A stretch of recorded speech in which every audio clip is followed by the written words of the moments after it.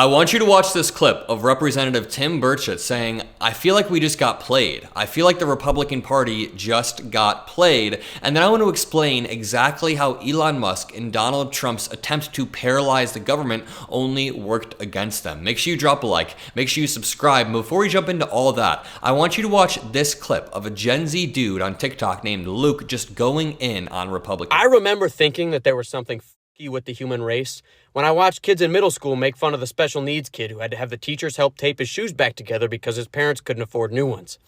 And I regret not saying and doing more then, not for lack of empathy, but for lack of courage.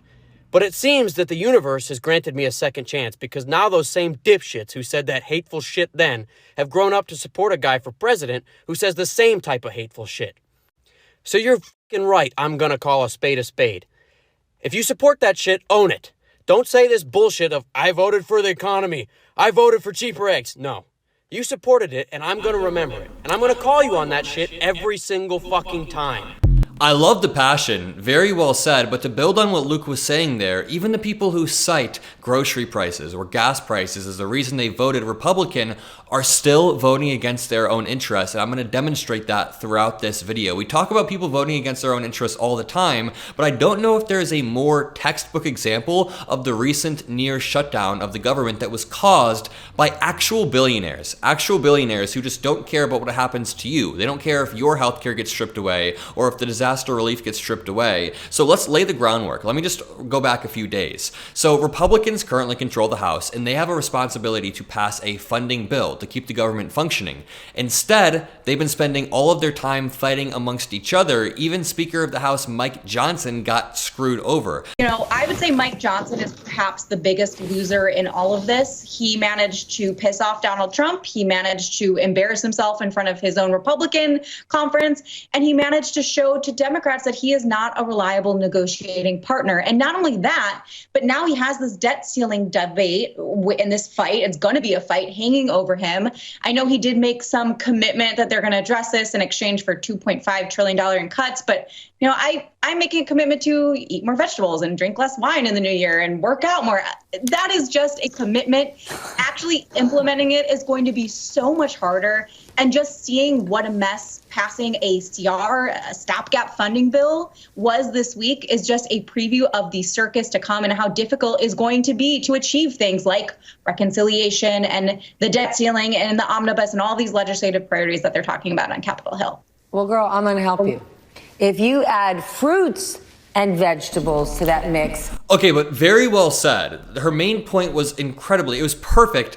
And the one part that I loved is when she said, if it's this tough to pass a funding bill, what are the next 4 years going to look like? Imagine how rough it's going to be to pass things in the future. So Speaker of the House Mike Johnson really screwed up. And honestly, I think he got screwed by Elon Musk and Donald Trump. They are forcing him. They were pressuring him to ditch the first bill that he spent all of this time on. And then the far right factions of Congress versus the center right factions of Congress began to argue. And the thing is, the shutdown was very, very close to happening. We were like 12 hours away from the government shutting down, and all of this was completely avoidable. Republicans had the power to avoid it, but they couldn't get their act together. And then when they finally had to take action, guess what? They needed Democratic votes to save the day. So Republicans created the crisis, tried to turn around and blame Democrats for the crisis, and then Democrats stepped in and actually helped keep the government functioning. Let's look at the numbers. Democrats provided 209 of the 335 votes to pass the stopgap funding bill. Again, Democrats provided 209 of the votes. The majority of the votes Democrats provided. Meanwhile, many Republicans, the ones that caused this mess, voted against it because Donald Trump and Elon Musk were threatening to primary any Republican House representatives who were voting against this bill. Again, Donald Trump and Elon Musk want to leverage their resources and Musk's vast wealth to primary any Republicans, and Democrats were the ones who just had to save the day, as always. But here's where it gets interesting. Some Republicans are starting to see through their own party's nonsense. Take Tim Burchett, for example. He released a video where he says this. Anyway, it's just a CR. It's just a continuation of bad spending policies that Schumer and and Pelosi. And the odd thing is, they got on the floor and said they were going to be against it. The Democrats were going to be against it. And a huge number voted for it. I'm not sure any of them even voted against it. And then, of course, all the Republicans jumped in. I just feel like we got played. It's just doesn't make any sense with them trashing it and then all voting for it. That makes you feel like something went wrong. Anyway. I love when he's like, I just feel like we got played.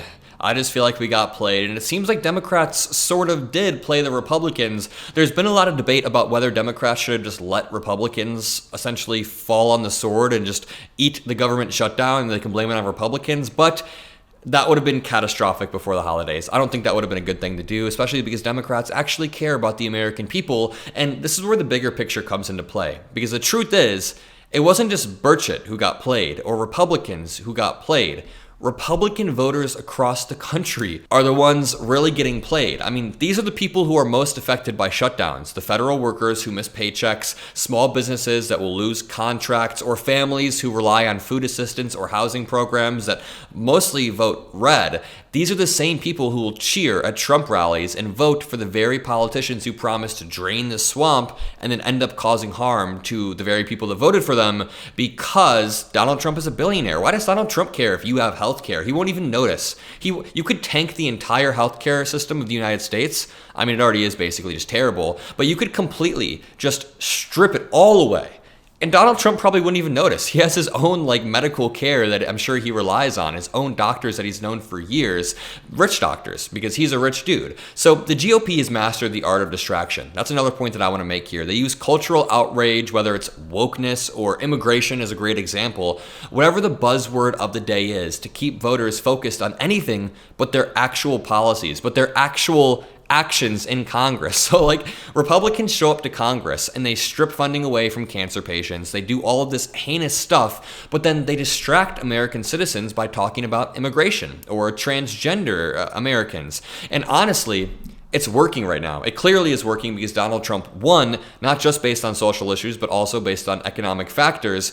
And part of the reason why that happened is because they just dominate the media landscape. It's as simple as that. If you've been watching my channel for the past month, I've been talking relentlessly about how Republicans are dominating the media landscape. People like Joe Rogan. It's not even about Joe Rogan. It's about Tim Pool and Theo Vaughn and Jordan Peterson. All of these people who combine to create an ecosystem where right-wing ideas can flourish. So again, this whole government shutdown drama is just another example of Republicans hurting the very people who support them while stirring outrage. Just stirring outrage. Elon Musk was on Twitter saying, Democrats want to shut the House down. Democrats are currently causing a crisis, just to spin everything. And check out this photo, this tweet that Elon Musk sent out the other day. This is wild. What is this dude on? He said, "There is a large graveyard filled with my enemies. I do not wish to add to it, but will if given no choice.